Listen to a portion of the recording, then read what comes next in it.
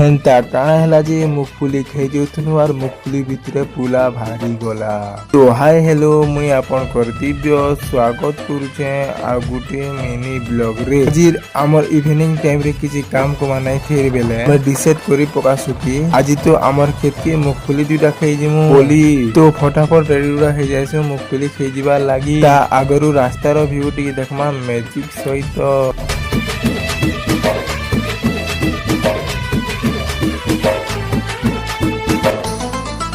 ଆଉ ଫାଇନାଲି ଆମର खेत की एंटर कर सानू आउ इन तो शिव मंदिर गुटे अच्छे देख आउ चारिहरे खाली धान ही धान दिशुचे आउ इटा आमर मौल गछ आए देख टिके आउ मैं स्कूटी चाबी टिके जेंता ऑन करसे स्क्रीन ना तो मोर ना आर मोर फोटो देखौतुला आउ झुनगाट के खे करी मोर टाइम पास कर देसी।